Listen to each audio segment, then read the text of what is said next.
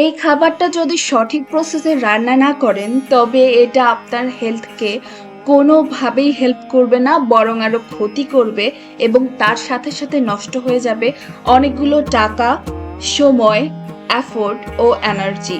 আসসালামু আলাইকুম, welcome back to my channel the Fariha.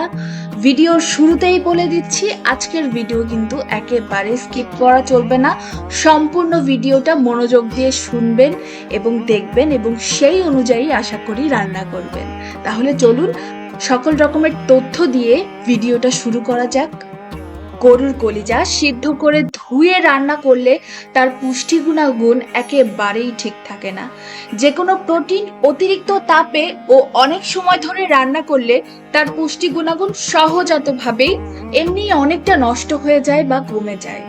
গরুর কলিজা অনেকটা সময় রান্না করা হয় সে সমস্ত রোগীদের জন্য যাদের একটু রক্তের স্বল্পতার সমস্যা আছে অথবা ব্লাড প্রেশার লো হয়ে যাওয়ার সমস্যা আছে। তো তাদের জন্য রান্না করতে গেলে সেই কলিজার খাদ্য গুণাগুণ কমিয়ে ফেললে কি চলবে? স্ক্রিনে কিন্তু দেখতে পাচ্ছেন আমি কলিজাগুলোকে কত সুন্দর করে পরিষ্কার করে নিয়েছি এবং ডাইস আকারে কেটে নিয়েছি। তার সাথে সাথে মিল রেখেই পেঁয়াজগুলোকেও ডাইস আকারে কেটে নিয়েছি। এবারে সম পরিমাণের সরিষার তেল এবং সম পরিমাণের সয়াবিন তেল আমি আমার কড়াইতে দিয়ে দিচ্ছি। তেল গরম হয়ে এলে তাতে আমি দিয়ে দেব ডাইস করে রাখা কাটা পেঁয়াজ।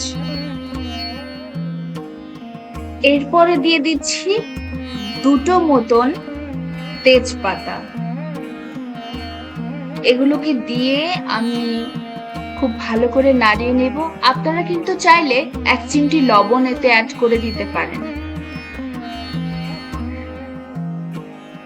ভালো করে নাড়িয়ে যখন আমি দেখব যে আমার পেঁয়াজটা একটু লাল বর্ণ হয়ে এসেছে, তখন আমি এতে একটুখানি জিরা ফোড়ন দেব।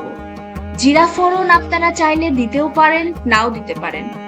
1/2 চা চামচের মতো জিরা, আস্ত জিরা আমি এতে দিয়ে দিলাম ফোড়ন হিসাবে। এটা আপনারা চাইলে স্কিপ করতে পারেন অথবা রেখেও দিতে পারেন। এবারে আমি দিয়ে দিচ্ছি 2 চা চামচ আদা, রসুন, জিরা একসাথে করে বেটে নেওয়া পেস্ট। দেওয়ার পরে আমি সামান্য একটু পানি দিয়ে দিলাম যাতে ওই পেস্ট গুলো দেওয়ার পরে যে ছিটোনো ব্যাপারটা আসছে ওটা বন্ধ হয়ে যায়।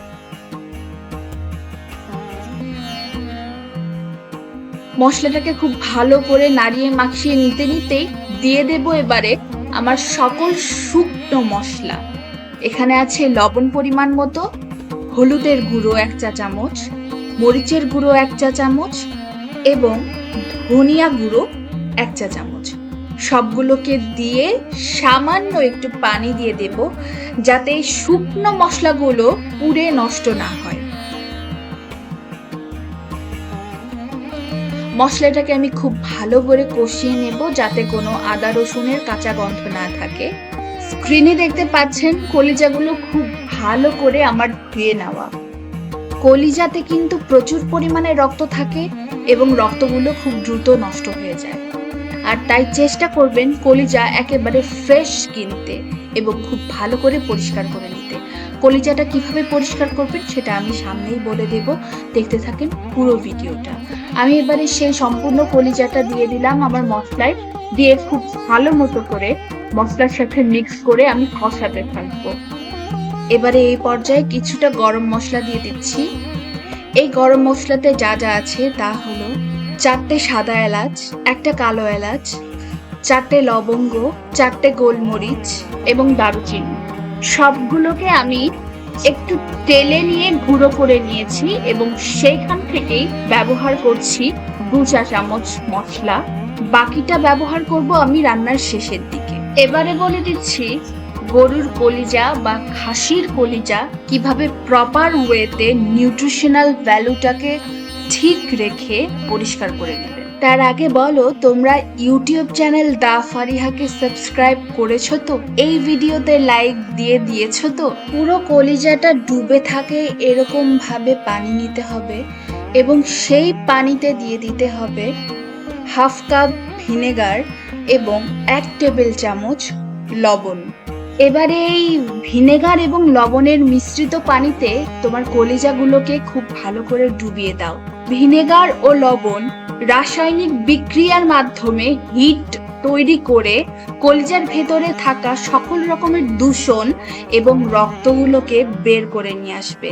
এটার জন্য এক্সট্রা ভাবে বয়েল করে নিয়ে কলিজার পুষ্টি গুণাগুণ কমানোর কোনো দরকার নেই। শুরুতেও একবার বলেছি, এখন আবার বলছি, কলিজা কেনার সময় সবসময় খেয়াল রাখবে সেটা ফ্রেশ আছে কিনা, কারণ কলিজাতে প্রচুর পরিমাণে রক্ত থাকে।